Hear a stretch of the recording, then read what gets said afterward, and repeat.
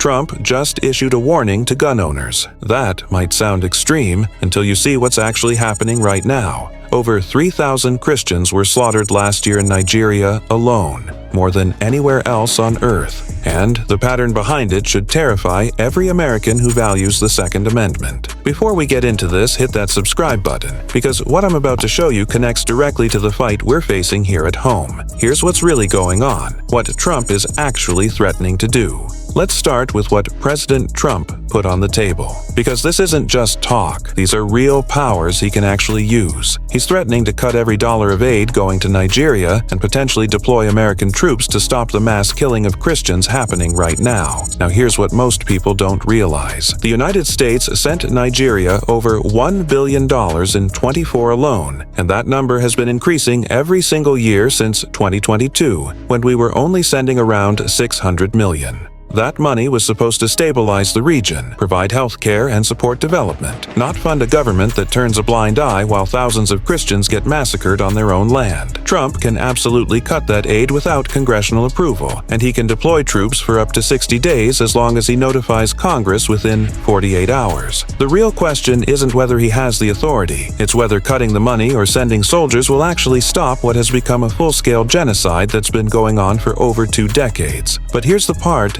nobody is talking about. Nigeria's government just responded by saying they'll accept help from the United States to get this under control, which is basically admitting they weren't doing anything about it before. The gun control law is what made this possible. So what's actually allowing this genocide to continue year after year without anyone fighting back? In 1959, Nigeria passed something called the Firearms Act, and on paper it sounds reasonable. Just basic gun regulations, right? Wrong. That law made it virtually impossible for ordinary Nigerian citizens to legally own or carry a firearm for self-defense. You need special licenses that regular people can never qualify for. You need police approval. That approval never comes. And the restrictions are so severe that farmers being attacked on their own property have zero legal way to defend themselves or their families. Meanwhile, the Nigerian government and military have all the weapons they need. And here's the kicker.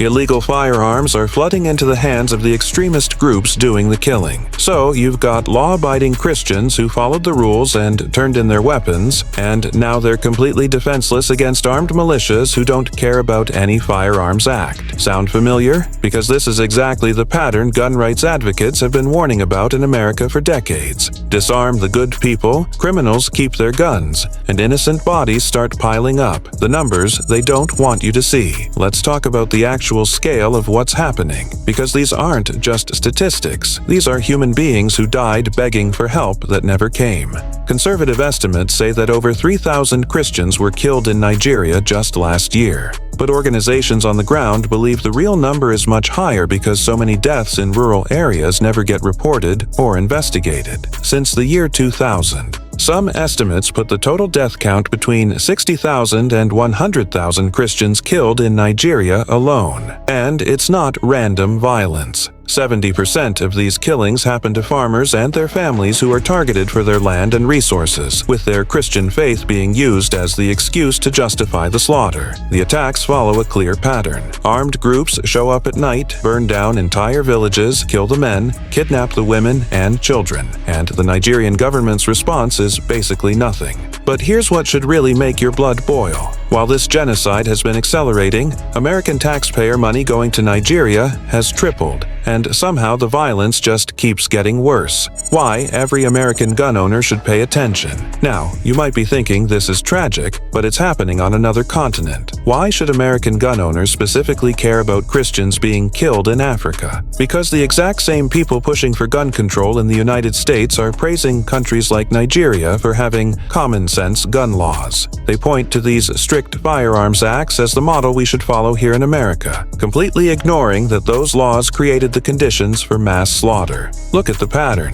Australia forced gun buybacks in 1996, and now citizens can't defend themselves during home invasions. The United Kingdom banned handguns in 1997, and knife crime exploded because criminals know nobody's armed. Nigeria restricted firearms in 1959, and now entire Christian communities are being wiped out with zero ability to fight back. Every time a government disarms its population while keeping weapons for itself and failing to control illegal guns, innocent people die and criminals win.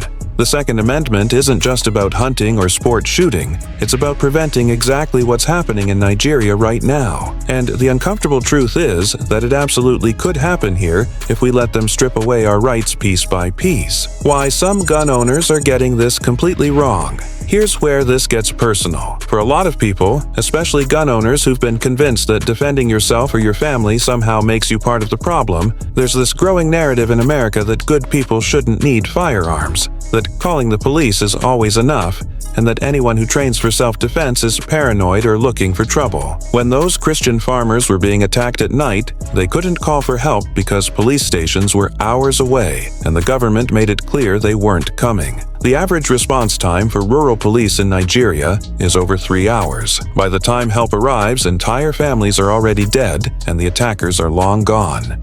Even in major Nigerian cities, police response times average 45 minutes, and that's assuming they respond at all. Compare that to America, where the average police response time is 11 minutes nationally, but in rural areas it can stretch to over 30 minutes. And during those 30 minutes, everything you care about can be destroyed. The uncomfortable truth is that whether you're in Nigeria or Nebraska, when someone is breaking down your door at 2 in the morning, you are your own first responder. And the idea that you should just wait and hope for the best has gotten more people killed than any firearm ever has. What this really means for America. So let's connect all of this back to why Trump's warning matters and what it means for gun owners right here in the United States. What's happening in Nigeria is a preview of what happens when governments disarm populations while criminals and extremists keep their weapons. Those Nigerian Christians aren't dying because they're bad people or because they chose the wrong religion.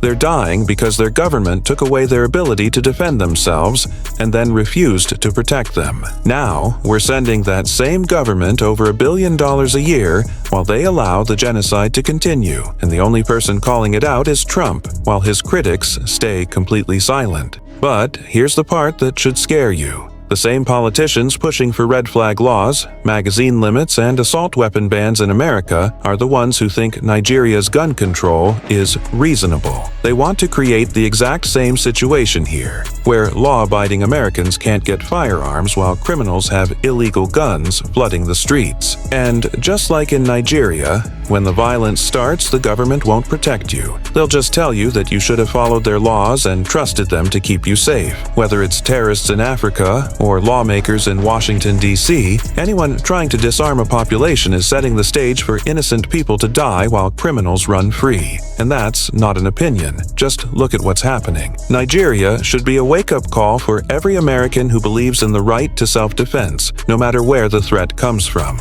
If someone is trying to disarm law-abiding citizens, the results are always the same. Innocent people lose their lives, and the bad guys win. That's just my opinion, though. I want to hear what you think about all this. Drop your thoughts in the comments below, and if you found this valuable, make sure you're subscribed so you don't miss the next one. I'll see you there.